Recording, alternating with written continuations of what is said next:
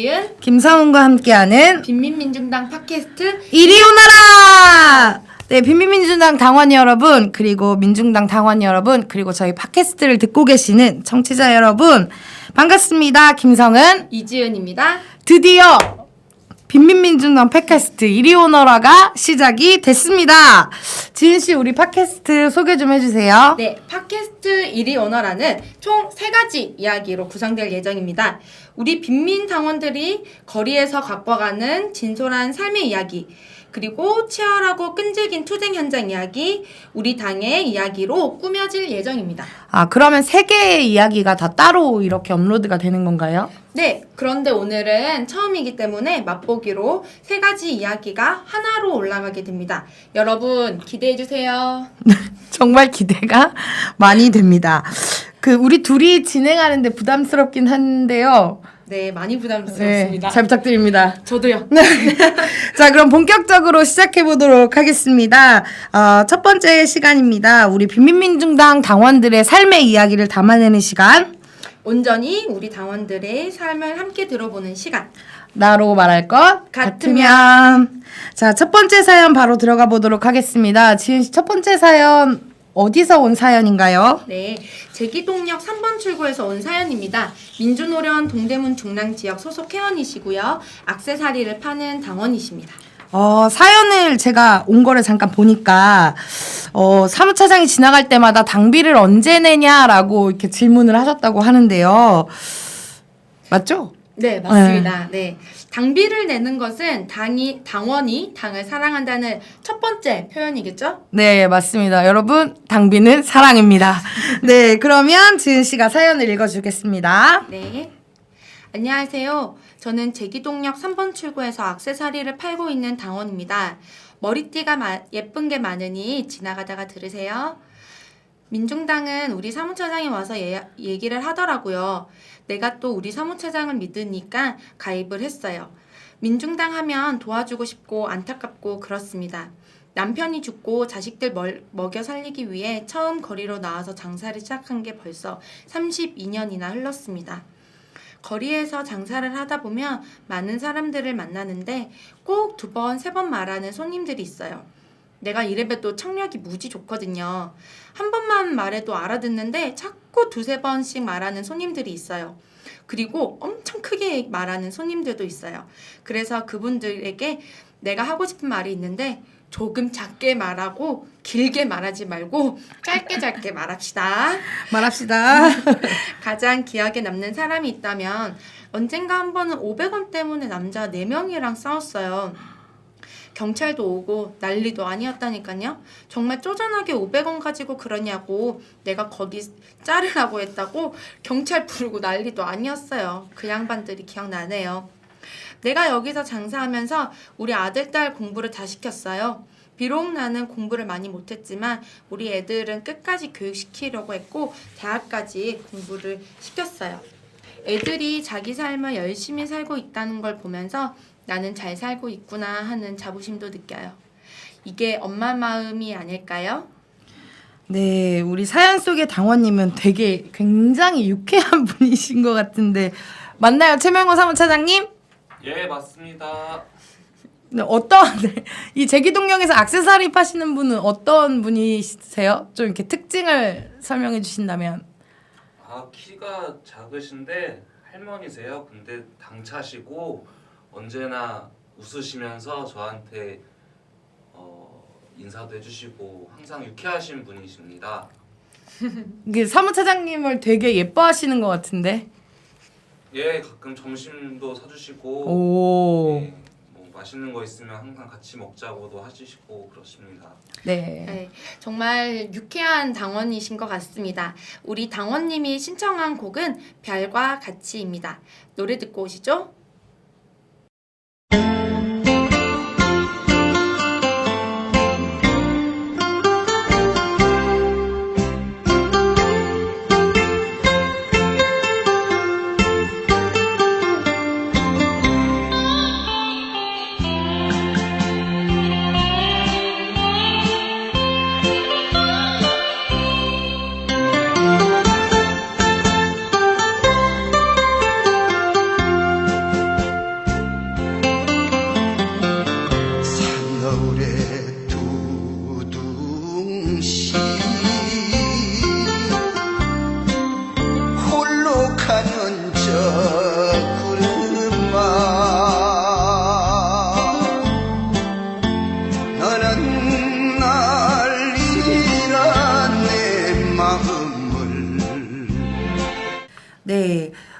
3번 출구에서 액세서리를 파는 우리 당원의 사연 잘 들었고요. 그 다음에 노래도 잘 들었습니다.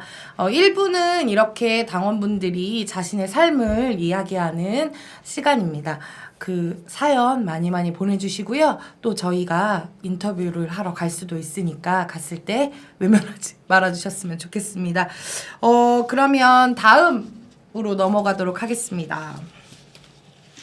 여기 사람이 있다. 여기 사람이 있다는 우리 당원들의 투쟁의 이야기 그리고 도시빈민들의 투쟁의 이야기를 투쟁 현장 당사자들을 모시고 함께 들어보는 시간입니다. 언론에서 주목하진 않지만 도시빈민은 오늘도 자신의 삶과 생존을 위해 싸우고 있습니다. 개발의 논리, 불법의 논리로 밀어내고 쫓아내려는 자본 권력과 국가 그리고 영역 깡패의 폭력에 맞서 그 자리를 지키고 삶을 지켜가고 있는 치열한 싸움의 현장을 지키고 있는 그곳에서 삶을 살아가는 사람들의 이야기를 담아내는 시간입니다. 네, 오늘은 첫 시간인데요. 우리가 모실 분은 누구시죠? 수협의 횡포에 맞서 노량진 수산시장 구시장을 지키고 있는 윤헌주 당원님이자 노량진 수산시장 지역장님 모시겠습니다. 안녕하세요. 안녕하십니까. 네, 우리 윤헌주 지역장님 그 본인 소개를 직접 좀 해주시겠어요? 저는 노량진 수산시장 현대화 비상대책 청년합회 공동위원장을 맡고 있는 윤헌주고요. 또 민주노련 식구잖아요. 그러니까 크게는 민주노련 노량진 수산시장 공동지역장을 맡고 있는 윤헌주라고 합니다. 네. 이게 노량진 수산시장의 구시장의 상인들의 싸움이 되게 오래됐다고 들었어요. 그래서 네. 언제 처음 싸우기 시작하신 거죠? 그렇죠. 2015년 아마 9월이나 10월경부터일 겁니다. 왜냐하면 수협이 그동안 건물 내부를 공개를 하고 있지 않다가 이제 입주 시점이 다가와서 내부를 공개하고 나서 이건 잘못됐다 해서 이제 저희가 문제 제기를 하고 저항하기 시작한 거죠. 투쟁이 시작됐습니다. 예. 그러면 2015년이면 3년 정도? 3년이 넘었죠. 예, 3년이 넘었습니다. 예. 그러면 그때부터 쭉 지역장을 하신 건가요?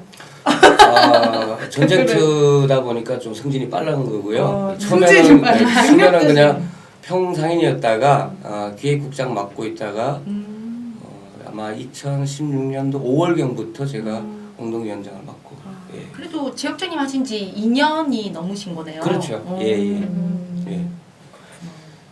그 지금 현재는 몇 분 정도가 같이 이렇게 싸우고 계신가요? 단전 단수가 되기 전까지는 저희가 공식적으로 한 270명, 약 한 300개 점포가 있었는데 단전 단수 이후에 많이 뺏겼습니다. 그래서 지금 상인 점포로는 한 150점포, 상인 수로는 약 130, 130, 요 정도로 지금 파악하고 있습니다. 예. 그러면 현재 구시장에 상주하고 있는 용역들은 몇 명 정도 되시나요? 서울시나 정부가 좀 압박을 한 것 같아요. 그래서 일단 경비 용역은 저번 주에 지금 철수를 한 상태고, 경비 용역 대신에 애들이 편법을 써서 그 일용직들 있지 않습니까? 네. 수산시장에서 일용직을 고용을 해서 지금 그 포크레인, 그 주차장 그 폐쇄된 부분, 그쪽을 지금 걔들이 좀 관리를 하고 있는 것 같아요. 근데 애들이 질이 안 좋습니다. 상당히.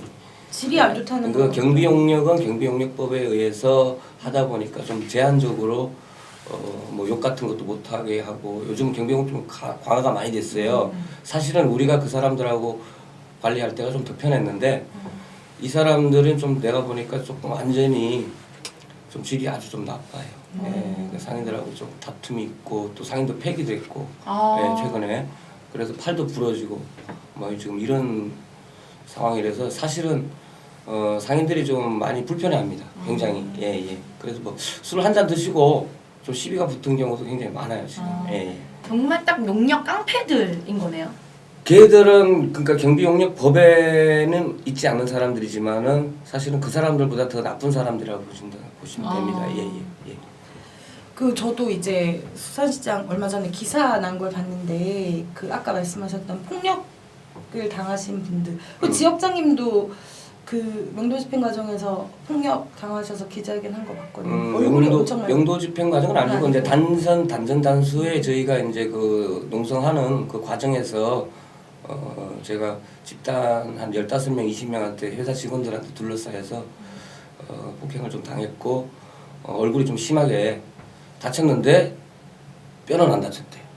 뼈를 다쳤어야 됐는데 그래야지 전치가 많이 나올 텐데 뭐 제가 그 속이지를 못하겠고 뼈를 안 다치면 별로 안 나오는데 지금도 보시면 아시겠지만 부어 있잖아요. 네, 좀 부어 있어요. 그래서 이거는 좀 문제가 있다.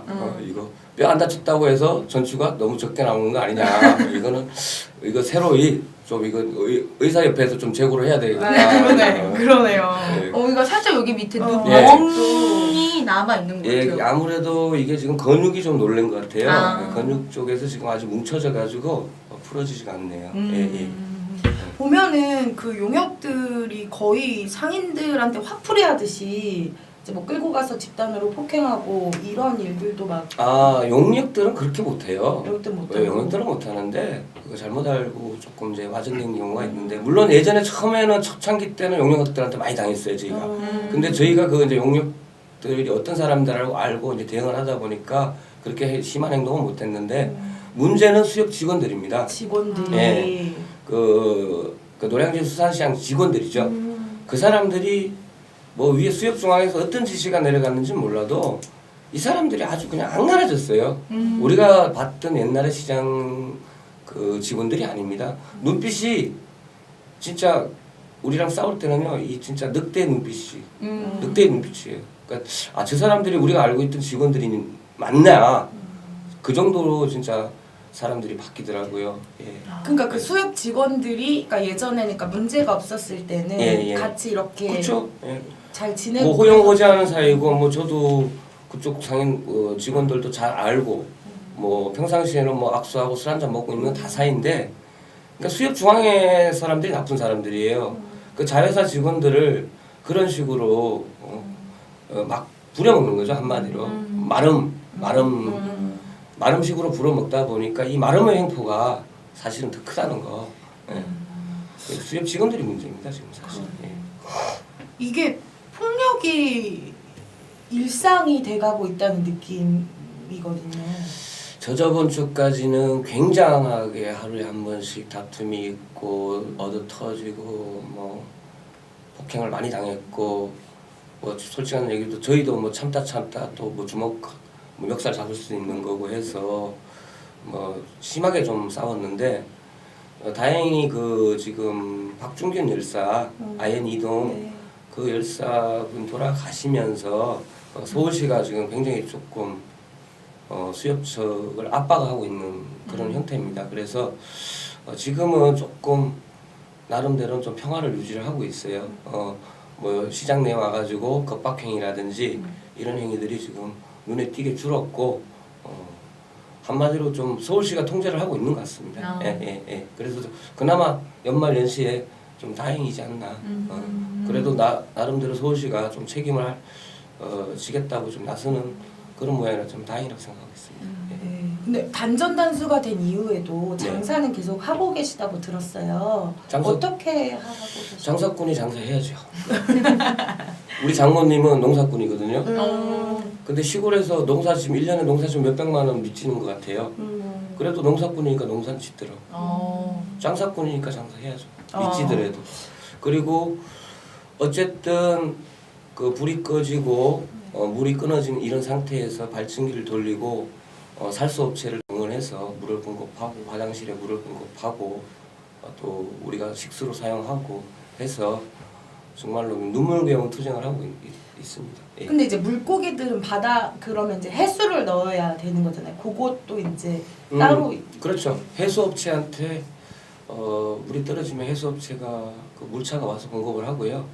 또 생수는 또 살수업체에서 물차가 와서 또 저희가 주문하면 오고 전기는 저희 연합회에서 이제 공룡등은 큰 발전기를 통해서 돌리고 또 개개인 장사하는 집은 서너 집씩 협동해서 공동체로 협동해서 그 발전기를 돌려서 영업을 하고 있습니다. 예. 진짜 비용이 비용이 어마어마하게 어마어마하죠. 들 것 같아요. 비용이 기름값이 만만치 않죠. 그렇지만은 시장을 장사를 접고 투쟁하는 것보다는 비용이 더 많이 들더라도 우리 손님들이 구시장에 한 번이라도 찾아오시게끔 해서 우리가 구시장을 어떻게든지 지켜내는 그런 의지라고 보시면 되겠습니다. 예, 뭐 장사를 해서 많이 돈을 벌겠다는 그런 생각보다는 구시장에 불을 밝혀서 손님들이 끊이지 않게 오게끔 하는 게 수협하고의 투쟁에 이기는 방법이 아닌가 그렇게 생각하고 지금 그렇게 결의를 모으고 있습니다. 예.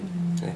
저도 현장 가보니까 정말 많이 밝아지고 네. 화장실도 이제 난로까지 설치가 돼가지고 네, 네. 화장실도 따뜻하더라고요. 중요하죠. 화장실 따뜻한 거는 겨울에 굉장히 중요한 부분. 사실은 뭐 이런 손님들 상인들이 그 따뜻하게 하기 위해서 불을 킨 게 아니고요. 물 얼면 큰일 납니다. 맞아요. 안 내려갑니다. 아, 손님들용이 아니었군요.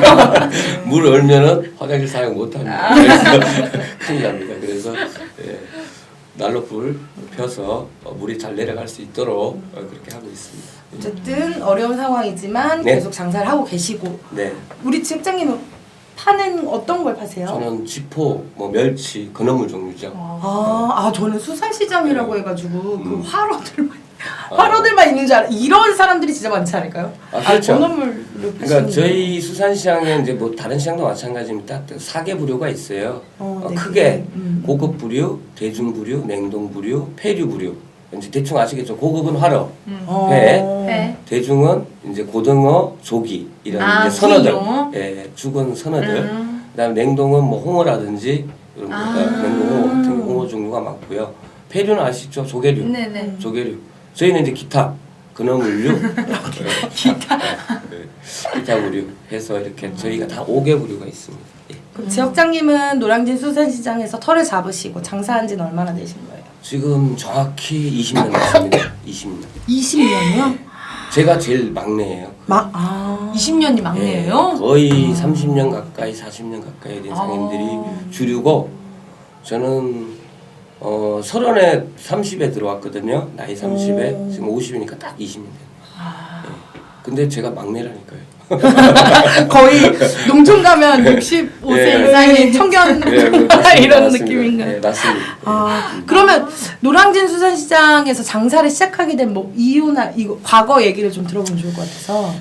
IMF쯤 됐겠죠. 99년도 정도면 그 다니던 건설회사가 조금 망가질 무렵이었고 또 어떻게 살아났는데 이제 내가 거기서 조금 나와서 내 사업을 좀 해야 되겠다 하고 나왔는데 그 건설업 같은 거 하게 되면 집 한 채 날리는 거 우습잖아요. 예. 그랬더니 저희 어머니께서 야 이건 아니지 않냐 이거 또 큰아들이 사고 치면 이건 큰일 난다 그래서 저 모르게 시장에다가 틀을 잡은 거예요. 어머니께서요? 가게를 하나 사신 거야. 친구분 가게를. 그래서 또 맡겨진 거죠 한마디로. 어머님이. 예. 그 저는 생선하고 이런 거 전혀 관심도 없는데 저는 이제 주류가 이제 건설 관련 업종이었는데 그러니까 제가 이제 창업을 하겠다니까 겁나는 거죠. 나이 이제 약 30에 창업을 해가지고 이거 회사 하나 말아 먹으면 집 다 날리는 거 아니냐. 집안이 휘청거리니까. 그러니까 이제 엄마 아버지가 짜고 야 일단 가게 하나 저거 수산시장 같은데 가게 하나 있으면 지가 어떻게든 벌어 먹고 살고 망하지는 않지 않겠느냐 이제 그렇게 했거든요. 근데 그게 오판이었죠. 20년 후에 이렇게 될 줄이야. 저도 한 2년 있다가 빠져나오려고 생각했는데 이 장사라는 거는 굉장히 경험이 필요하고 처음에는 진짜 빚만 지더라니까요. 빚 때문에 못 나오는 거예요. 네, 갚아야. 네. 그러니까 이게 장사는 처음부터 종업원 생활을 해서 자기가 사장 되는 게 맞아요. 그게 맞고 처음에 경험 없이 뛰어들면 거의 망한다. 망한다. 오늘 여러분 잘 들으세요. 망한다. 그렇게 해서 뭐 참 인생이 자기 마음대로 되지 않아요. 보통 보면 그래서 어찌됐든 여기서 결혼하고 여기서 애 둘 키우고 먹고 살고 있습니다. 아이가 두 분이시네요. 네. 아이들은 뭐라 하세요? 이렇게 아빠가 맞고 오고 막 투쟁하고 있고. 별로 신경 안 써요. 애들이. 몇 고3이고 중2인데 큰 아들은 고3이고 딸은 중2인데 그 아빠하고 어떤 그 이게 우리 식구들의 좀 공통적인 게 약간의 벽이 있어요. 그게 공통점이라고요? 별로 신경 안 쓰는 것 같아요. 그래서 제가 한번 맞고 들어갔는데 이제 그랬죠. 애가 좀 이제 놀랬잖아요. 그쵸, 놀라죠. 놀랬는데 야 괜찮아 걱정하지 마. 야 원래 맞아 임마 이기는 거야 임마. 그러더니 그냥 고개 끄덕끄덕하고 뭐 밥 잘 먹고 학교 잘 다닙니다. 예. 아니 그래도 이렇게 맞았을 때 아내분은 더 놀라셨을 것 같아요. 우리 집사람은 정말로 좀 그랬던 것 같아요. 우리 집사람은 좀 화가 많이 났더라고요. 그죠. 화가 많이 나고 뭐 수협 애들 용서하지 않겠다. 그러고 근데 제가 이제 수협 애들 만나면 사석에서는 그래요. 야 나는 때려도 되는데 우리 마누라는 때리지 마라. 우리 애들 키워야 된다. 그러면 아니 뭐 누가 때렸냐고 그러는데 사실 농담 삼아서 우리 집사람만큼은 공식적으로 우리 수협 사람들이 안 건드렸으면 좋겠습니다. 안 때렸으면 좋겠습니다. 잘 들어요. 수협분들 이거 보시면 윤원수 지역장의 사모님은 건드리지 마세요. 네, 그 제가 들은 얘기인데 이렇게 수산시장 상인분들이 이 직업병 같은 게 있으시다고 제가 들었어요. 그러니까 장사하기 전에는 신경 쓰지 않았는데 장사하면서 이제 뭐 이렇게 신경 쓰시는 것들이 있고 막 이렇다. 그거 제가 질문지를 받고 요게 참 질문에 답하기가 굉장히 애매하더라고요. 뭐 그거는 개개인이 차이고 저 같은 경우는 뭐 아마 똑같을 겁니다. 남자들 거의 술 아닌가? 직업병이 술 문제가 가장 심각하다. 진짜 평상시나 투쟁이나 답변인데. 수산시장에서 장사를 하면 유독 술을 많이 먹게 되나요? 아마 대한민국에서 소주가 제일 많이 팔리는 동네가 아마 수산시장일 겁니다.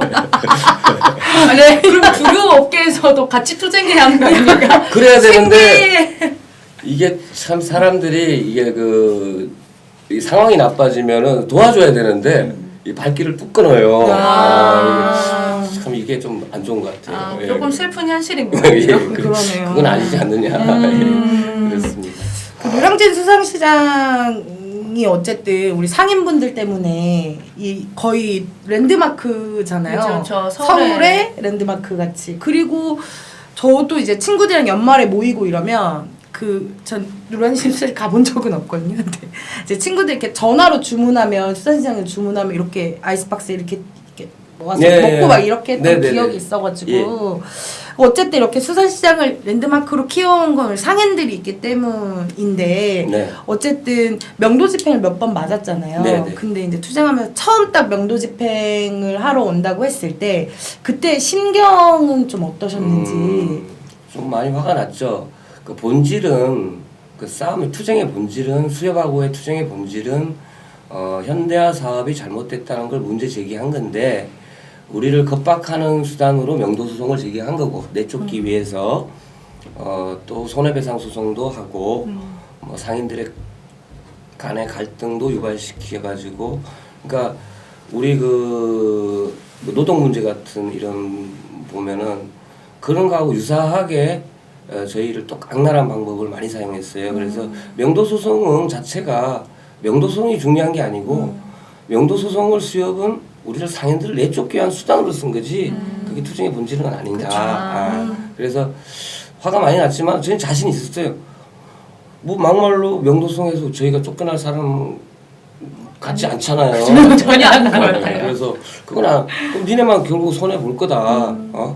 결국은 뭐 어찌됐든 간에 명도소송을 하고 강제 집행을 하면서 안 된다고 하면서 이 사람들이 그 명분을 찾아서 단전단수를 한 거예요. 사실은 그런 거보다도 단전단수라는 게 굉장히 상인들이 아픈 거죠. 그렇죠. 제일 그게 괴로운 거죠. 그렇죠. 그거 뭐 사람이 살아갈 수 있는 가장 기본적인 건데 그걸 못하게 잘라버리고 못 들어오게 하니 그 사실은 그거는 뭐 명도소송보다도 강제 집행보다도 더 험한 나쁜 짓을 수협이 한 거죠.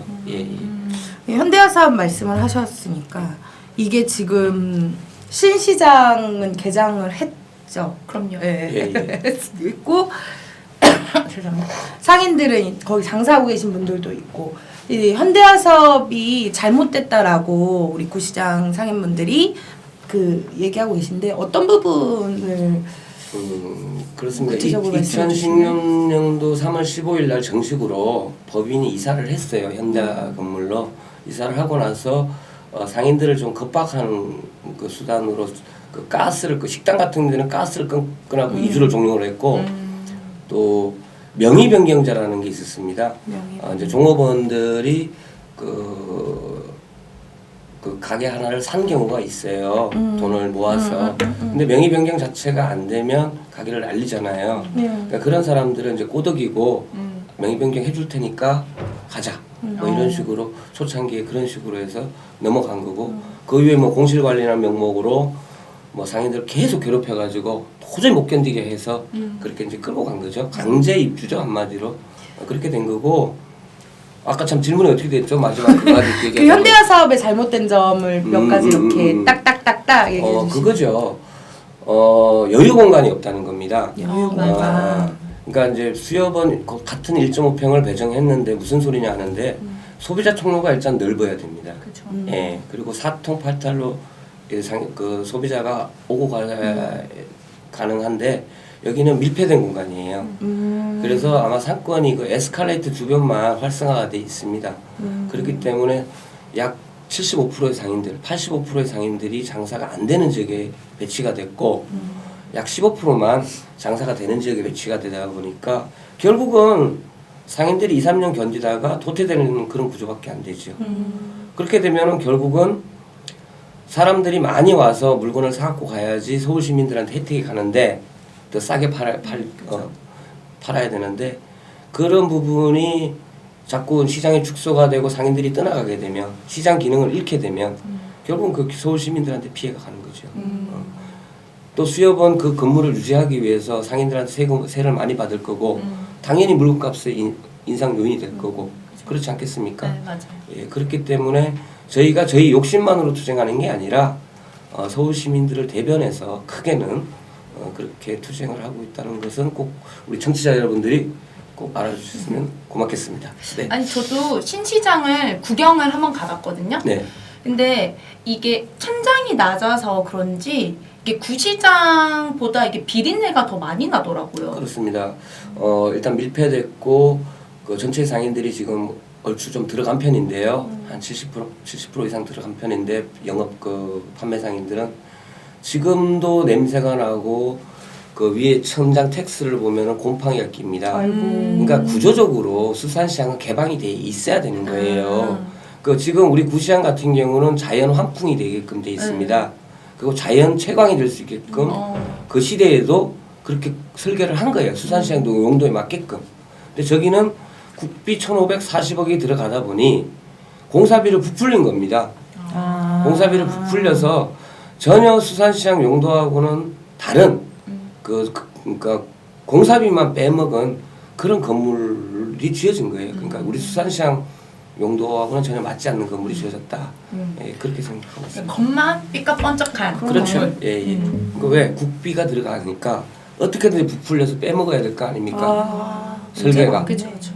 그러니까 꽁꽁 막을 거고 고급 외장재를 쓸 거고 고급 공조 시스템을 만들 거고 그러면 결국은 건물 유지비가 결국은 상인들이 부담해야 될 거 아닙니까?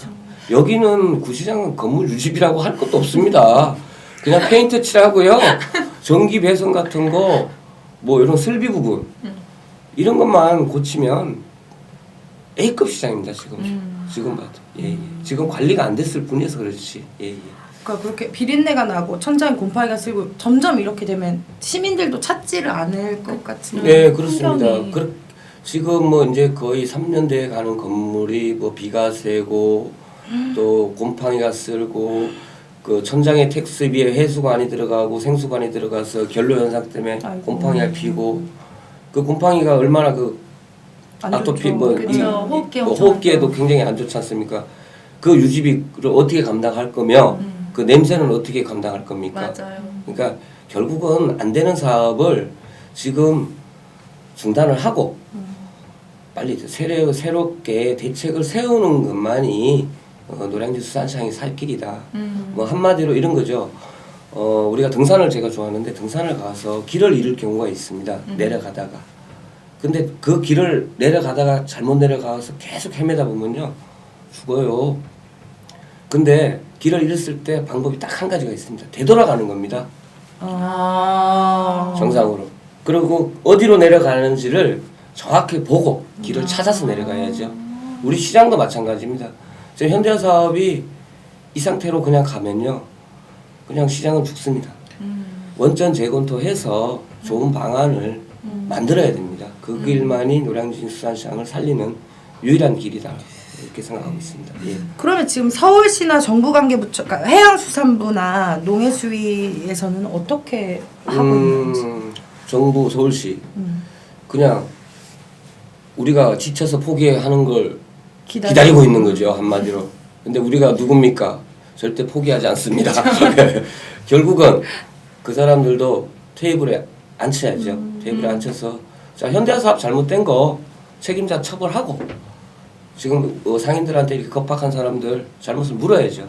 그래야지 다시는 이 땅에 이런 현대사업이나 재개발 사업에서 쫓겨나는 사람이 없고, 이런 사업 때문에 불이익을 받는 사람이 있어서는 절대로 안 되겠죠. 그래서 저희가 사명감을 갖고 열심히 싸우고 있습니다. 정말 존경스럽습니다.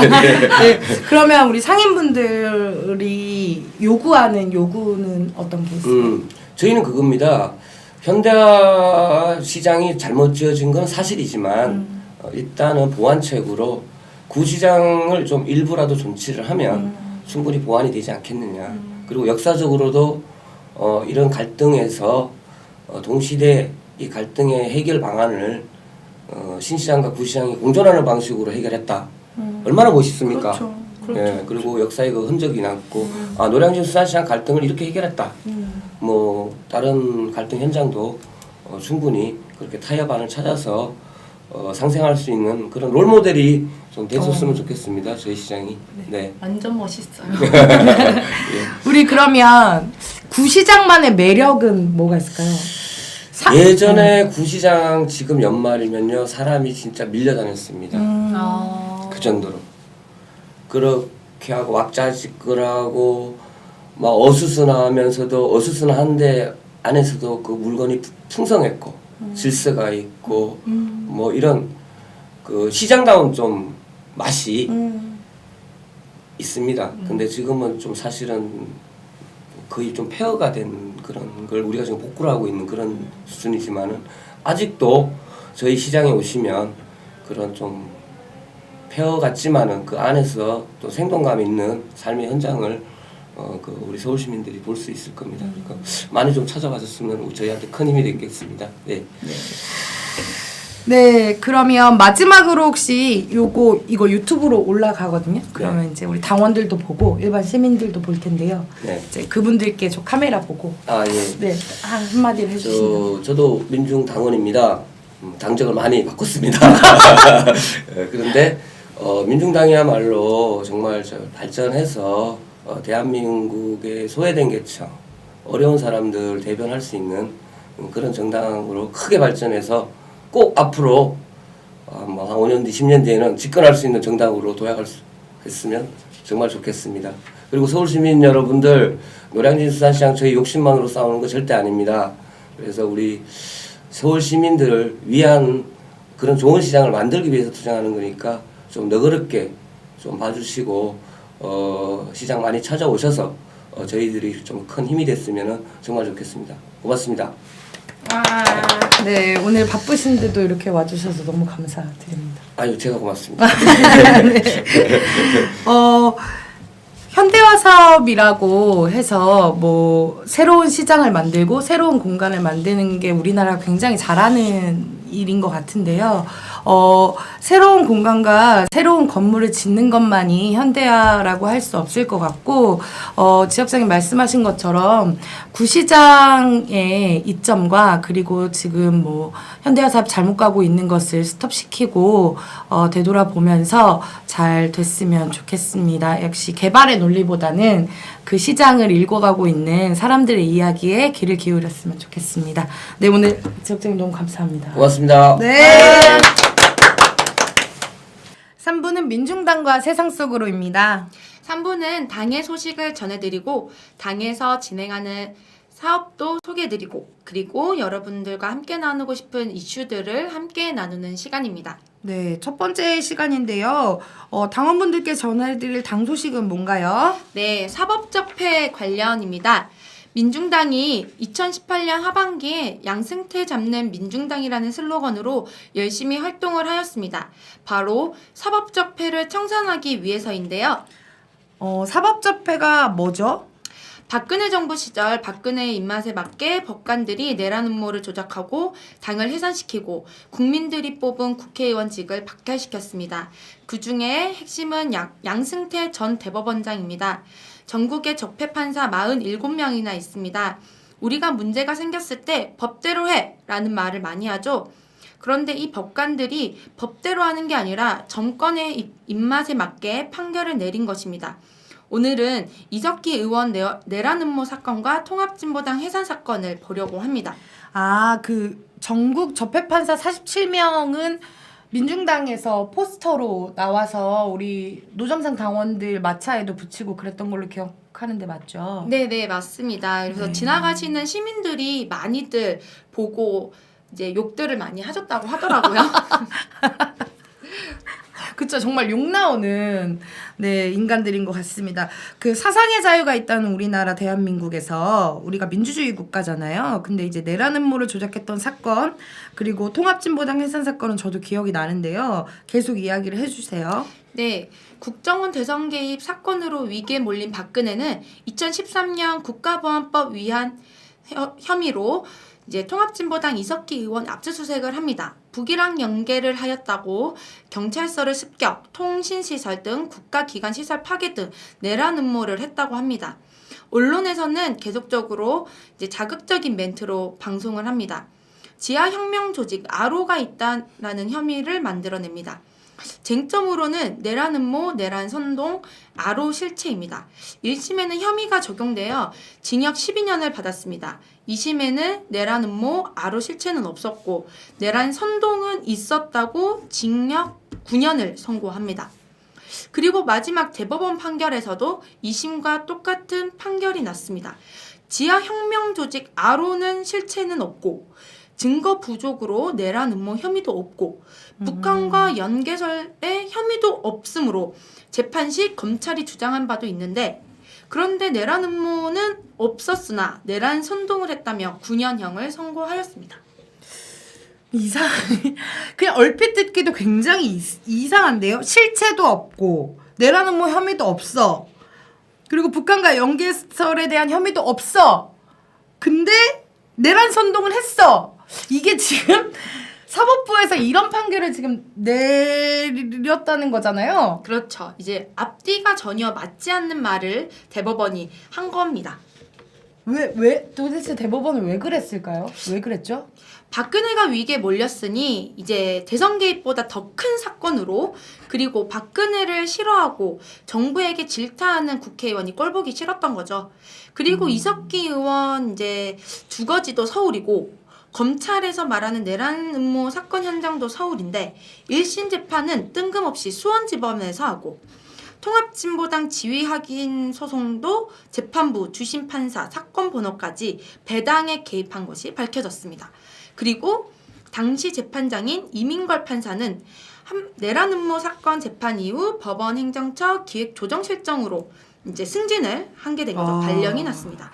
현재 이민걸 판사는 양승태 대법원 이제 사법농단 사건으로 현재 이제 재판 배제 중에 있고요. 이뿐만 아니라 이제 판사 비리로 사법부 위기가 있었는데 이것을 이석기 재판을 이용하여 덮으려고 하였습니다. 2억 6천만 원 뇌물수수 비리 판사가 있었고 메가톤급 후폭풍이 우려가 되어 언론 대응 전략을 세우게 된 것입니다. 대응 전략이 이석기 재판 선고일을 앞당기는 것이었습니다. 이 사건은 정부 운영에 대한 사법부의 협력 사례 문건으로 버젓이 나오게 되는데요. 사법부는 그동안 대통령의 국정 운영을 뒷받침하기 위해 최대한 노력을 해왔다고 자유민주주의 수호와 사회 안정을 위해 이석기 전 의원 사건을 이용했다라는 문건이 나왔습니다. 박근혜 하나 때문에 이게 말이 됩니까? 네, 결국에는 박근혜 얘기가 나오네요. 결국에는 박근혜 때문에 이렇게 한 건데, 야, 이 박근혜 하나 살리자고 국민들이 뽑은 국회의원을 내란 음모로 몰아넣었습니다. 이게 상상 그 이상이고, 이거는 우리도 상상할 수 없는 것들을 재판부에서 그렇게 했는데요. 그래서 결국에는 이석기 의원이 지금 감옥에 있는 거고 결국 이걸로 인해서 통합진보당이 해산까지 되지 않았습니다. 이게 정당이 해산되는 건 유례가 없는 일이었어요. 네, 맞습니다. 이제 2014년 12월 19일 헌재는 통합진보당 해산 및 의원직 상실 결정을 내립니다. 그리고 중앙선거관리위원회에서 지방 비례대표 의원 6명 지위 상실 결정을 내립니다.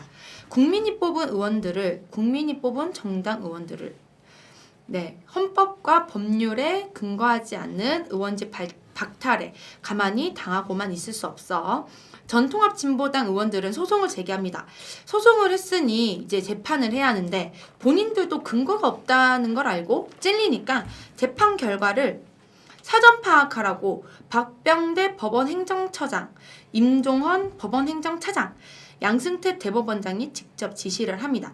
그리고 헌법재판소와 사법부 최고기관의 지위를 다퉈온 대법원은 사법부의 위상을 강화하고자 판결문을 변경하라고 합니다. 헌재권이 아니니 법원의 권한으로 그리고 재판 기일을 연기하고 판결 의견은 이제 재판부에 전달합니다. 국정감사 기간 이후 재판 선고 기일을 연기하고 대법원은 청구 기각 입장이라고 이것들이 한 짓은 정말 끝도 없습니다. 네, 이거를 잠깐만 정리를 하면 말도 어려워요. 그러니까요. 법원들은. 이게 법 용어가 이게 자 봅시다. 2014년 12월 19일에서 헌재는 헌법재판소죠. 그렇죠. 네, 헌재에서 통합진보당 해산과 의원직 상실 결정을 했어요. 그리고 우리가 비례대표 의원, 지방직 의원들의 자격 상실은 중앙선거관리위원회에서 했고요. 그렇죠. 이게 근데 그리고 통합진보당 의원들이 소송을 제기했고요. 네. 근데 이게 본인들이 찔리니까 이게 근거가 없으니까 찔리니까 재판 결과가 어떻게 될 것 같은지 사전 파악을 해와라라고 시킨 거네요. 그렇죠. 그렇죠? 네. 그렇게 해서 한 거고 재판 기일을 연기하고 판결 의견을 재판부에 전달을 한 게 누군 거죠? 누가 그랬어요? 양승태? 그죠. 이 양승태와 박병대, 임종헌이 직접 지시를 하게 됩니다. 네. 네. 계속 얘기해 주세요. 네, 그래서 이제 지방의원 박탈하고 재창당을 사전에 막으라고까지 기획을 하게 됩니다. 보수적 색채가 강한 지역인 울산, 경남의 여당 단체장이 이제 통합진보당 지역구 의원직 박탈과 재창당을 막기 위해 할 계획 수립까지 하게 되는데요. 그리고 통합진보당의 자녀 재산도 대법원 비서실장이 빨리 이 한마디에 해당 재판부는 16분 만에 이 자녀 재산도 뚝딱 처리를 하게 됩니다. 이 사건도 정부 운영에 대한 사법부의 협력 사례로 버젓이 나오게 되는데요. 진보 정당을 눈에 가시라고 생각한 박근혜 정권과 상고법원의 목숨을 건 양승태 사법부의 재판 거래라고 볼 수밖에 없는 사건입니다. 그러네요. 이게 그러니까 박근혜 정권에는 눈에 가신 통합진보당, 왜냐면 그때 당시에 통합진보당이 박근혜 정권에 전면으로 대항하고 있던 시기였잖아요. 그렇죠. 그쵸. 이정희 대표님이 네, 그때 이제 대선하고 이러면서도 저격수 역할을 했었는데 이게 꼴배기가 싫었던 거니까 이 양승태가 상고법원이라고 하는 새로운 체계를 만들고 싶은데 요거랑 그러면 이거를 상고법원을 만들어주면 통합진보당 너네가 그러니까 박근혜와 일당들이 눈에 가시로 생각하는 통합진보당을 내가 제거해주겠다 이런 거네요. 결국에는 양승태와 그 사람들이 자기의 그 개인적인 욕심과 그렇죠. 욕망과 권력을 위해서 그래서 통합진보당을 전체적 통으로 날려먹은. 그렇죠. 정말 이 사례가 없었던. 그쵸. 와 이게 50년대인가요? 이게 지금 2010년 후반에 이 지금 대한민국에서 일어나고 있는 일입니다, 여러분. 이게 국민을 알기를 뭘로 아나 이런 생각에 화가 날 수밖에 없는데요. 이게 알아보니까 이것뿐만 아니라 일제징용 피해자 소송이랑 원세훈 국정원장 소송이랑 위안부 피해자 분들의 소송, 통상임금, 그리고 대법원 비자금, 전교조, 법관 블랙리스트, 노동조합 사찰 소송 이런 것들이 다 국민들을 속이고 자기네들끼리 짜고 치고 거래를 하고. 한 거죠. 거래를 네, 거래를 그렇죠. 했습니다. 이게 우리가 우리는 약간 사실은 이제 법원을 갈 일도 많이 없지만 굉장히 권위 있고 내가 억울한 일이 있으면 법원에 가서 공정한 처사를 내가 억울하면 풀 수 있겠다 이렇게 믿고 있는 기관이잖아요. 우리나라는 그렇죠. 삼권 분립이 있으니까요. 근데 결국에는 이들도 다 짜고 치더라. 그렇죠. 결국에는 가장 공정해야 할 판사들이 자기네 권력을 위해서 그렇죠. 일본군 피해자 할머니들 소송도 그렇고 한 사람의 인생을 아작내는 일들을 한 거네요. 그러니까 KTX 여승무원 맞습니다. 사건도 쌍용 자동차, 쌍용 자동차도 노동자들도 그렇고 결국에는 사람을 죽였네요. 이 사람들이 자신의 욕심 때문에. 네, 그렇다고 또 이제 볼 수 있는 거죠. 이제 사회적 타살인 거죠. 그렇죠. 네. 정말 안타까운 일들이 다 이제 대법원의 재판 거래로 이루어졌다라는 게 이제 밝혀지고 있습니다. 그래서 이제 박근혜 정치 공작과 양승태 농단의 전모가 밝혀졌습니다. 하지만 아직도 양승태는 감옥에 가지 않고 이석기 의원은 감옥에서 6번째 겨울을 맞이하였습니다. 촛불로 박근혜를 끌어내리고 감옥에 보냈고 이 많은 증거들이 나왔음에도 불구하고 양승태는 출국 금지만 되었지 버젓이 고개를 들고 다니고 있습니다. 민중당은 양승태 잡는 민중당이라는 그 슬로건을 걸고 열심히 투쟁을 하고 있고 앞으로도 열심히 투쟁을 할 것입니다. 네, 사법적폐 관련한 내용을 우리 지은 씨가 이렇게 설명을 해 주셨는데요. 정말 화가 나네요. 그 양승태는 출국 금지만 당한 거면 굉장히 자유롭게 이 땅을 활보하고 다닐 수 있는 거잖아요. 아무것도 하지 않고. 근데 결국에는 이석기 전 의원은 뭐 내란 선동도 없었고 뭣도 없었고 다 혐의가 없는데 여전히 9년을 받은 네. 거니까 지금 6년째라는 거죠. 네, 6번째 겨울을 맞이하였습니다. 네. 죄가 없는 사람은 감옥에 있고 죄가 있는 사람은 감옥 밖에 있고 이 나라가 어떻게 될라 이러는지 정말. 네. 그 민중당에서는 사법적폐와 양승태 잡는 민중당을 지금 열심히 투쟁을 하고 있습니다. 우리 빈민민중당 당원 여러분들도 우리 사법적폐 요거 양승태 꼭 2가지 기억해 주시고 우리가 잡아야 할 사람은 양승태다. 네, 촛불 정권이라고 하죠. 문재인 정권이. 그렇죠. 그러면 촛불 정권이면 사법적폐부터 1번으로 해결을 해야겠네요. 그리고 양심수 석방을 그렇죠. 네. 당연히 해야 하는 건데 아직도 결단을 내리지 못하고 있는 현실인 겁니다. 네, 참 많이 안타깝습니다. 그 우리 당원분들 조금 어려운 내용일 수도 있어요. 이게 법적인 법이 용어기 때문에 우리 일상적으로 쓰는 단어들이 아니고 그렇기 때문에 조금 어려우실 수도 있는데요. 그래도 꼭 우리가 기억해야 되는 내용이니까요. 끝까지 잘 기억해 주시기 바랍니다. 자, 2가지 기억합시다. 양승태 잡는 민중당. 네, 기억해 주시면 좋을 것 같고 다음으로 넘어가도록 하겠습니다. 저희가 3부에서는 이렇게 우리 민중당에서 현재 어떤 일을 하고 있는지 뭐가 중점 사업인지 이 당원 여러분들에게 알려드리는 것과 더불어서 우리 진행자들이 우리 당원들과 함께 나누고 싶은 이슈들을 가지고 와서 키워드로 가지고 와서 여러분들과 나누는 시간입니다. 그래서 마지막으로 나누고픈 이슈 시간입니다. 이게 원래는요 저랑 지은 씨뿐만 아니라 여기 지금 녹음하고 있는 부스에는 2분이 더 계십니다. 그래서 2분이 더 계신데 이분들은 기술 늘 이렇게 이제 녹화도 해주시고 마이크 음량도 높으면 낮아주시고 이렇게 기술을 하고 계신 두 분이 있는데요. 요 두 분까지 같이 이렇게 4명이서 진행을 할 건데 아까 초반에 말씀드렸던 것처럼 오늘은 첫 번째 시간이기 때문에 저랑 지은 씨만 이슈 시간을 진행을 하는 걸로 하고요. 다음부터는 4명이서 진행하도록 하겠습니다. 그런데 이 나머지 두 분은 여러분들께 인사는 드려야 될 것 같아서요. 이렇게 잠깐 일로 와주실래요? 얼굴 이렇게 오세요. 저희가 지금 유튜브에 같이 올릴 영상을 녹화하고 있어서요. 얼굴 유튜브로 보시면 녹화하실 수 있습니다. 이렇게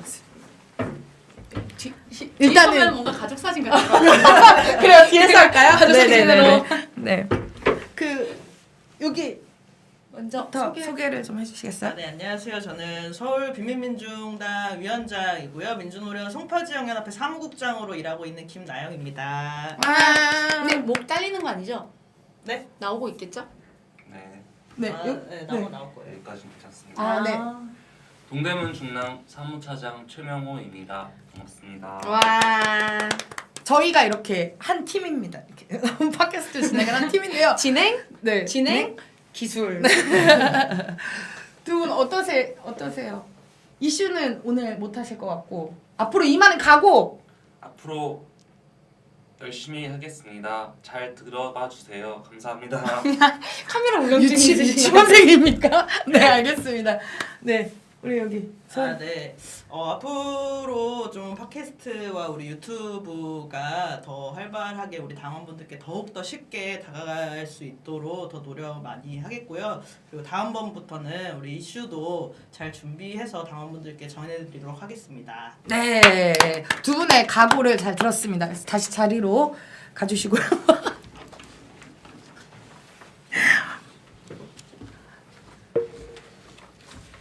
많은 분들이 놀라셨을 것 같아요. 굉장히 젊은데? 약간 이런 젊은 사람들도 있습니다, 여러분. 네. 그러면 우리는 이슈를 정리를 한번 하고 넘어가도록 하겠습니다. 우리 지혜 씨가 준비해온 이슈는 뭔가요? 네, 처음 녹화하는 거고 당원분들이 처음 듣는 이제 팟캐스트인데 무거운 주제를 선정을 하게 되어서 조금 마음은 아픈데 이게 12월 달에 일어난 일이라서 안 나누고 갈 수가 없어서 이제 준비를 했습니다. 오늘의 함께 나누고 싶은 이슈 키워드는 죽음입니다. 12월 3일 추운 날 한강에 몸을 던진 고 박준경 열사가 있습니다. 고인은 8월, 9월 두 차례 강제 집행으로 살던 집에서 쫓겨나고 함께 살고 있던 어머니와 떨어져 3개월 동안 개발지구 빈집을 전전하며 노숙인 생활을 해왔고 임시로 머물고 있던 빈집에서도 쫓겨나 사흘 동안 거리에서 노숙을 하다가 극단적인 선택을 하였습니다. 유서에는 추운 겨울을 길에서 보내고 있고 내일이 오는 것이 두려워 자살을 선택한다며 마지막까지도 어머니를 걱정하는 아들이었습니다. 당시 강제 집행은 관리 감독하는 집행관이 없었고 서울시 담당 공무원도 인권 지킴이도 없는 상황에서 불법 집행이 진행이 되었습니다. 사람이 살아가는데 주거권 보장은 국가의 책무이며 헌법에 국가는 주택 개발 정책 등을 통하여 모든 국민이 쾌적한 주거 생활을 할 수 있도록 노력해야 한다고 근거를 두고 있습니다. 주택법에 또 국가 및 지방자치단체는 주택 정책을 수립 시행할 때는 국민이 쾌적하고 살기 좋은 주거 생활을 할 수 있도록 할 것, 주택 산업이 건전한 발전을 꾀할 수 있도록 할 것이라며 명시가 되어 있습니다. 근데 사람이 살아가는 이 기본적으로 먹고 자고 해야 하는데 이놈들은 기본권마저 뺏어가고 목숨을 빼앗아간 놈들입니다. 그리고 같은 시기 12월 11일 막 제대한 이제 청년 고 김영균 님이 태안화력 발전소에서 석탄을 운반하는 컨베이어 벨트를 점검하다가 처참하게 생을 마감하였습니다. 그의 나이 24세. 그가 사고를 당하고 몇 시간 뒤에야 동료들에게 발견이 되었습니다. 2인 1조가 원칙이었지만 혼자 일을 해야 했습니다. 위험에 처하면 기계를 멈출 수 있는 동료가 있었더라면 이런 일이 일어나지도 않았을 겁니다. 석탄가루가 가득한 현장에서 본사에 보고를 하기 위해 위험한 곳에 몸을 놓고 일을 할 수밖에 없었습니다. 헤드라이트가 고장이 나서 휴대폰 플래시를 켜고 일을 해야 했습니다. 젊은 청년이 죽었는데도 아무도 책임을 지지 않습니다. 공공기업에서 사람이 죽었는데도 아무도 책임을 지지 않습니다. 이 모든 게 자본의 이익만 생각하며 하청을 통해 비정규직 노동자들을 고용했기 때문입니다. 하청 구조, 밤샘 근무, 비용 절감을 위한 1인 근무가 젊은 노동자를 죽였습니다. 위험의 외주화를 중단되어야 합니다. 우리가 이렇게 12월에 2명의 청년을 떠나보내야 했습니다. 자본의 이익만 생각하는 집단에 의해 우리나라의 미래라고 불리는 청년들을 떠나보내야 했습니다. 앞으로 주거권, 생존권 쟁취, 비정규직 철폐가 되어 안타까운 죽음이 없길 바랍니다. 이상 오늘의 이슈 키워드였습니다. 네, 그 지은 씨가 갖고 온 키워드는 죽음입니다. 박준경님은 아연 이동의 재개발 구역에서 계셨던 네, 분이라고 맞습니다. 들었고요. 네, 이게 지금 현재 마포구청 앞에 추모 공간이 네, 있죠? 분향소가 네, 설치가 분향소가. 되었습니다. 이 분향소를 설치할 때도 마포구청 직원들이 나와서 이제 계속 막아내고 이제 폭력까지 갈 수 있는 상황이었었다고 하더라고요. 네.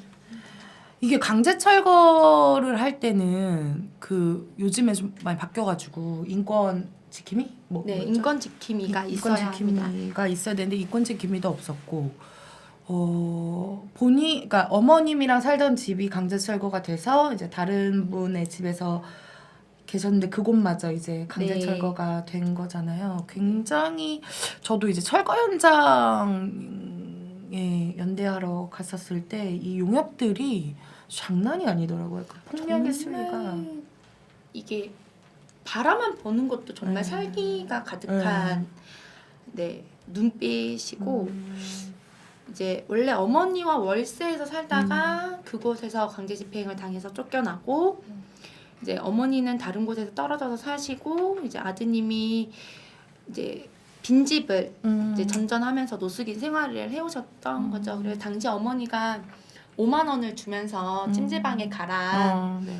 하고 했고 이제 PC방을 가겠다 찜질방 말고 PC방 가겠다 하셨는데 그때 연락이 안 되자 이제 한강으로 가셨던 것 같습니다. 보니까 유서도 전단지 뒤에 이렇게 쓰셨다고. 네네, 그래서 맞습니다. 어머님은 임대주택을 해줬으면 좋겠다 이런 얘기를 했다고 들었어요. 네. 근데 이제 어머니 말씀을 들어보면은 어머님도 이제 와서 나에게 임대주택을 주면 뭐하냐, 함께 살고 있는 아들도 없고 이제 본인의 희망은 아들 하나만 보고 살았는데 이제 아무런 희망이 없다. 이제 저가 오늘 얘기했던 이 두 분의 공통점은 두 분 다 외동아들이셨더라고요. 그래서 이 청년 고 김용균 님도 외동아들이었고 부모님에게 정말 애교도 많은 아들이었더라고요. 그러니까 두 분 다 젊으세요. 37, 박준경님이 37이고 김용균님이 24이시라고 네. 들었습니다. 이게 하청 업체에서 그러니까 비정규직이셨던 거죠, 김용균님? 네, 그렇죠. 비정규직 노동자고 7개월 동안 제대하고 7개월 동안 구직 활동을 해오다가 안 되니까 이제 비정규직으로 들어가서 이제 본인의 꿈은 정규직. 그래서 한국전력에서 일하는 게 꿈이어서 이렇게 야간 근무를 하더라도 끝까지 공부를 놓지 않았던 청년이었습니다. 2인 1조가 원래 기본인데 혼자 근무하셨다고. 네네, 2인 1조가 원래 원칙인데 혼자 근무를 했고 당시 그 마지막 촬영한 핸드폰에 보면은 고인이 그 본사에다가 보고를 하려고 카메라 촬영을 하다가 이 석탄가루에 계속 먼지가 끼니까 이게 카메라를 닦는 그런 장면도 있더라고요. 네, 이게 굉장히 위험한 일인데 어쨌든 이게 위험의 외주화라고 하는 것이 이게 이제 정규직이라면 죽지 않았을 텐데 이걸 계속 외주화 시키는 겁니다. 그렇죠. 비정규직을 계속 양상하고 결국에는 이게 딱 사고가 났을 때도 기계 괜찮냐고 네, 하고 기계가 맞아요. 한동안 돌아가고 막 이랬던 네, 것 맞아요. 같았어요. 그러니까 이 고인이 사고가 난 컨베이어 벨트는 9호기인데요. 이제 바로 옆에 10호기가 있는데 이 10호기를 돌려라. 그리고 이제 당시 고인을 발견을 했을 때도 이제 이 본사나 이 회사 측에서는 이걸 어떻게 수습을 해야 하나 조용히 수습하기만 급급했었고 결국엔 같이 일하는 동료들이 이제 시신을 이제 꺼낼 수밖에 없었는데 바로 옆에 있는 빨리 석탄을 옮겨라. 그래서 30분 동안 이제 돌아왔다고 하더라고요. 우리는 이 사실에 더욱더 분노를 할 수밖에 없습니다. 하네요. 네, 사람이 죽었는데 정말 이게 말로 표현을 할 수 없는 말종의 행동이었다고 볼 수 있고 이게 원래라면 헤드라이트라고 여기 이렇게 네. 이마에 라이트를 착용을 하는데 이게 고장이 났대요. 고장이 났으면 어떻게 해야 돼요? 고쳐줘야죠. 회사에서 고쳐줘야 하는데 그거마저도 안 주고. 진짜 네. 극혐. 네, 그렇습니다. 근데 저는 더욱더 놀라운 거는 이 사고가 있고 난 후에 이제 더불어민주당 이해찬 네. 대표죠. 이해찬 대표가 이제 현장을 방문을 했대요. 현장 방문을 한다. 공장. 네, 공장에 현장 방문을 한다. 딱 이 얘기를 나오자마자 물 청소를 대대적으로 하게 됩니다. 와. 그래서 직원들이 내가 여태까지 여기에서 근무를 하다가 이 전등이 하얀 걸 처음 본다.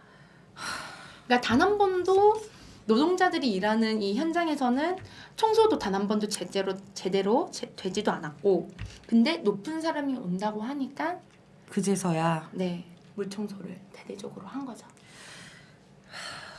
엄청나게 위험한 일이라고 하더라고요. 어머니가 또 이제 3일 동안 이제 사고가 일어나고 3일 후에 현장을 방문을 했는데 1호기에서 10호기까지 컨베이어 벨트가 있는데 당시 이제 김용균님은 이렇게 벨트에 문이 하나 있대요. 거기에 몸을 넣고 이렇게 오는 거였는데 다른 데는 그런 안전장치, 그나마의 안전장치도 없는. 아, 그게 안전장치인 건데 다른 데는 그런 것도 네, 없었다. 그런 것도 없다고 저도 뉴스를 통해서 들었습니다. 네, 당원 여러분들 정말 안타까운 죽음입니다. 근데 이게 사실은 박준경님의 죽음 같은 경우에는 이게 두 분의 공통점이 좀 있는 것 같아요. 그러니까 국가가 책임지지 않는 개인인 거죠. 국가가 그렇죠. 책임지지 않기 때문에 죽었다. 그리고 결국에는 그 박준경님의 유족분들도 그렇고 김윤근님의 유족분들도 그렇고 자식의 뜻을 이루기 위해서 끝까지 싸우겠다라고 했습니다. 이게 국가가 책임지지 않아서 일어난 일이 결국에는 사람이 죽고 그 남아있는 가족들이 그 죽음을 애도하고 아파하는 것을 넘어서 일어나서 싸우게 만드는 나라인 것 같아요. 그래서 개발이라고 하는 논리 그리고 자본의 논리가 우리 개인의 삶을 죽음까지 몰아가고 있는 게 사실은 한두 번이 아니죠. 한두 네, 번이 맞습니다. 아니고 저는 김용균님 같은 죽음이 사실은 구의역에서도 그랬고 몇 년 전 구의역 스크린도어 그다음에 제주의 이민호 군도 그랬고 네, 실습생. 예, 이게 계속 청년들이 죽어나가고 있습니다. 근데 아무도 책임을 지지 않고 있고 이 민중당에서 김종은 의원이 발의한 그 법안이 있잖아요. 네, 그 처벌법. 네, 기업 살인 처벌법. 죽은 사람은 있고 죽인 사람은 없는 이런 것.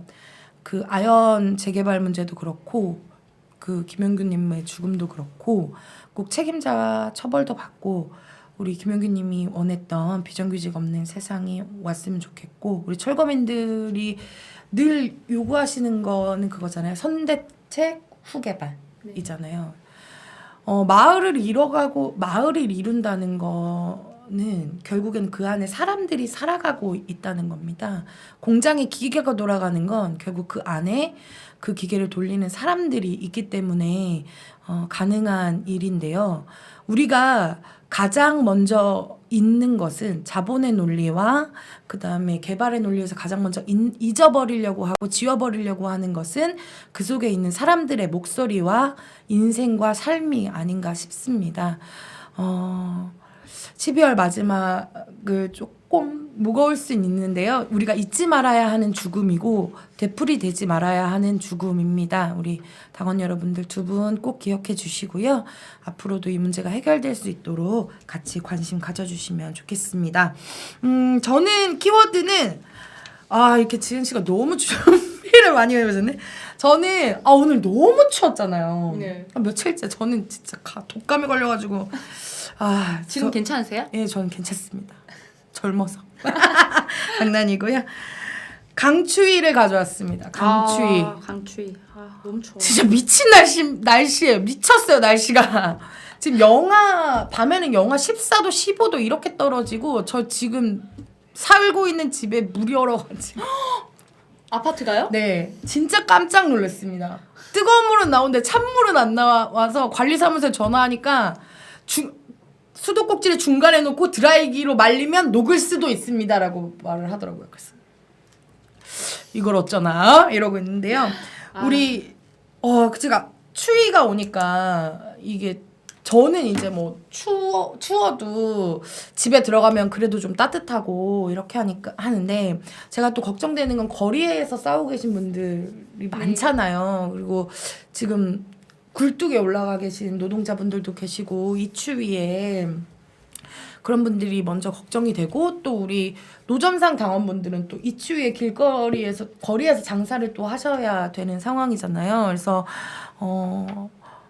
건강에 유의하셔야 돼요. 그러니까 이렇게 갑자기 추워지면 심혈관 계통의 질병을 또 조심하셔야 됩니다. 네, 혈관이 쪼그라들어가서. 네, 그럼요. 그래서 추우면 나가지 말라고 하는 이유가 다 있습니다. 갑자기 찬바람 쐬고 추위가 딱 들어오면 심혈관에서 심장마비나 이런 게 올 수 있기 때문에 우리 여기 왼쪽에 심장이 있잖아요. 네. 여기 이렇게 마사지를 충분히 좀 해주시고 마사지하면 효과가 있대요? 있지 않을까요? 여기를 이렇게 따뜻하게 데펴주시고 손도 이렇게 좀 주물주물 맞아요. 해주시고 마스크도 좀 쓰시고 완전 무장하고 장사하러 나가시길 바랍니다. 그래서 요즘에 또 A형 독감이 유행이라고 합니다. 제가 걸려봐서 아는데 진짜 죽을 것 같습니다. 그래서 건강에 유의하시고 따뜻한 물도 많이 드시고 이렇게 하셨으면 좋겠습니다. 집은 안 춥나요? 저희 집은 오래된 30년 된 주택이어서 네네네. 이 우풍이 심해요. 너무 그래서 여기 자다 보면 여기 이마가 시려요. 여기가 창문 쪽이거든요. 진짜요? 여기가 시려요. 그 뽁뽁이 붙이셨어요? 네, 뽁뽁이를 붙였는데도 영하 13도의 이 날씨는 뽁뽁이가 무슨 소용이 그러니까 이게 있겠습니까? 동장군이라고 하잖아요. 그쵸. 매섭습니다. 너무 추워서 우리 당원분들 감기 조심하시고 건강 조심하시기 바랍니다. 전 이거예요, 강추위. 정말 딱 맞게 잘 준비하신 것 같습니다. 아니 강추위. 왜 이러세요? 아니 죄송해요. 이게 근데 이게 추워지니까 이거는 제가 과학적으로 잘 모르겠는데 추우니까 미세먼지가 없는 것 같아요. 네, 그런데 당황했어. 근데 정말 그 그쵸? 말은 맞는 것 같기는 해요. 응. 이게 저가 딱 나오면 추워와 함께 하늘을 봅니다. 정말 맑아요. 그러니까 가시거리, 그러니까 내가 눈이 볼 수 있는 그 거리가 되게 길어진 것 같아요. 근데 선택을 하자면 미세먼지가 나요? 추위가 나요? 추위요. 제가 비염이 있어가지고 미세먼지, 그러니까 이게 지금 우리가 사만사온이라고 하잖아요. 겨울이 네. 3일은 3일 따뜻하고 4일은 춥다. 이건데 저는 이렇게 결론을 냈어요. 3한3이 아니다. 미? 그러니까 3한 3미. 네. 그러니까 3일은 따뜻하고 4일은 미세먼지. 뭐 약간 이런.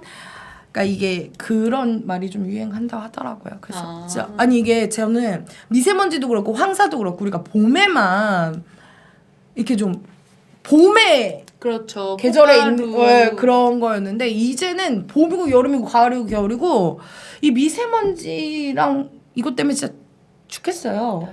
아, 미세먼지가 너무 심해서 이게 오래 밖에 있으면 눈도 따갑고 코도 따갑고 목도 따갑고 근데 이제 우리 당원분들은 늘 밖에서 장사를 하시니까 그렇죠. 근데 이게 길거리 음식을 특히 파시는 분들은 미세먼지가 많은 날은 또 장사가 안 될 것 같아요. 아, 그럴 것 같아요. 사람들도 빨리빨리 집에 가고 싶어. 그리고 너무 추워도 장사가 안 될 것 같은데. 네, 너무 추운 날은 따뜻한 오뎅 국물이 생각나지 않을까요? 아, 전 집에 빨리 가고 싶더라고요. 너무 추우면 오뎅이고 뭐고. 아, 집에 빨리 가고 싶어. 막 이렇게 죄송합니다. 네. 그래서 우리 당원분들 추위에 조심하시고. 너무 조심하시고 네, 건강 관리도 꼭 잘하셨으면 좋겠습니다. 네. 네, 당원 여러분들 즐거우셨나요? 저희가 처음이라는 거 좀 이해해 주셨으면 좋겠고요. 늘 이해를 바랄 순 없으니 저희가 다음 화부터는 더 업그레이드 돼서 돌아오도록 하겠습니다. 추운 날씨 감기 조심하시고요. 다음 화에서 만나요. 네, 일부 나로 말할 것 같으면 이 사연을 받는 이야기입니다. 여러분의 삶의 이야기를 많이들 보내주세요. 010-8714-6494 이 번호로 사연을 보내주시면 너무 좋을 것 같습니다. 곧 빈민민주당 유튜브도 개국하니 기다려주세요. 지금까지 이지은 김성은의 이리 오너라!